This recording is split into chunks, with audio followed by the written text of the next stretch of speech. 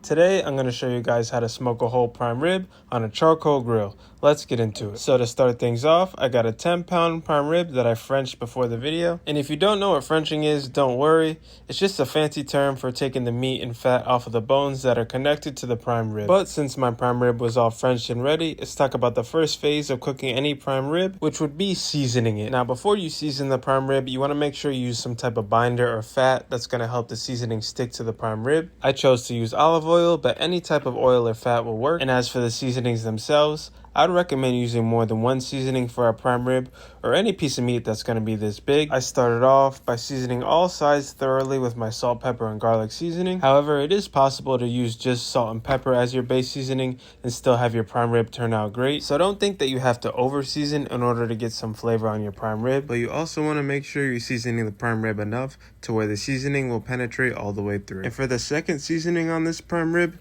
I went with a cowboy butter seasoning that I found at the grocery store. However, you can use whatever seasoning you like. There's really no limit, so don't be afraid to get creative. And the most important thing when you're seasoning your prime rib is to get every nook and cranny on the meat to make sure you get the best flavor possible. And after I got that second layer of seasoning on my prime rib, I put it in the fridge for 24 hours. And after seasoning, I would recommend putting the prime rib in the fridge for at least 12 hours. I did 24 hours. However, I wouldn't recommend doing more than that unless you want your meat to taste a bit cured. And while the prime rib is off in the fridge, now we can work on a compound butter. And a compound butter is just a softened butter mixed with a bunch of herbs, spices, and different ingredients. So to start off my compound butter, I threw some garlic in the oven on 400 to roast. Then I threw half a pound of softened butter in my blender with some of that roasted garlic. And I also added some fresh herbs, some black pepper, and some kosher sea salt. And I even added a pinch of cayenne pepper for some spice. And next, I blended everything together before putting it in a bowl and throwing it in the fridge. And when it comes time to soften your butter, I would recommend taking it out of the fridge at least an hour or two before your prime rib is done cooking, as the compound butter will help tremendously with the sear. And now that we got our compound butter and the prime rib is all seasoned up,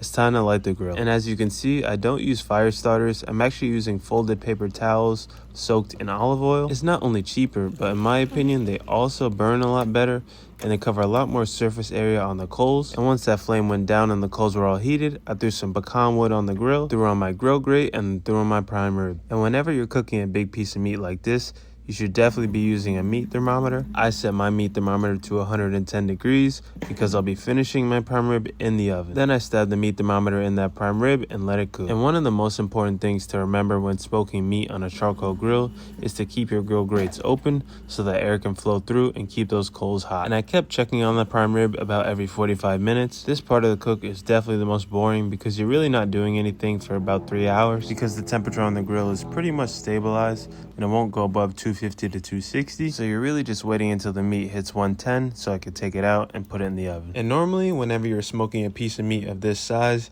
you would have to spritz it with something every 30 minutes or so to keep it moist. And you can do that with the prime rib if you really want to. However, because we're only cooking it to about 110 degrees internal, most of the moisture that's in the steak already will still be inside the steak once it's done cooking. But once my prime rib started to look like this, I knew it was time to prep it to come off the grill. And as I said before in the video, I will be finishing or searing the prime rib in the oven. So we're going to get a nice sized pan and throw some foil on the bottom to catch those juices, and then throw a wire rack on top to hold the prime rib. And if you're going to be searing your prime rib in the oven like I do mine, it's extremely important to have the oven temperature ready to sear by the time you take the steak off of the grill, because you don't want the temperature to drop at all. And to make sure we get the best sear and crust possible on the prime rib, I lathered the whole prime rib in that compound butter that we made earlier, making sure I covered every piece of surface area on that prime rib so I can get the perfect sear. And as for the amount of time for the sear, I don't really have an exact amount of time for you. I'll just say that you should keep an eye on your prime rib and sear until your preferred doneness. I was cooking this prime rib for my family,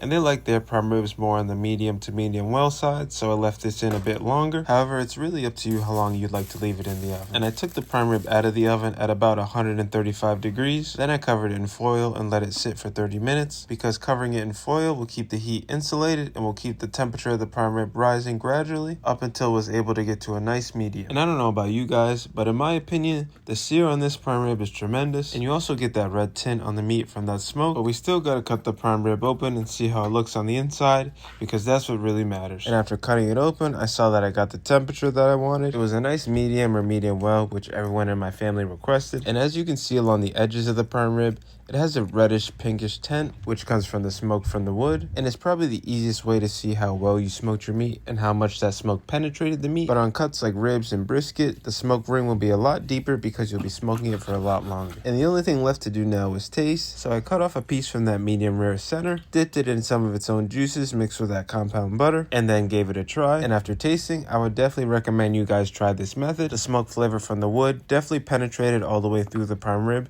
but it wasn't overbearing, and letting that seasoning sit for 24 hours definitely helped it penetrate all the way through the meat. And as for my final thoughts, I would definitely say this cook was a success, and I would recommend this cooking method to anyone, especially those who don't want to pay an arm and a leg for a new smoker. But if you guys follow this method, I would love to see how it turns out, so be sure to come back and leave comments, and please be sure to like, share, and subscribe, and as always, have a great day.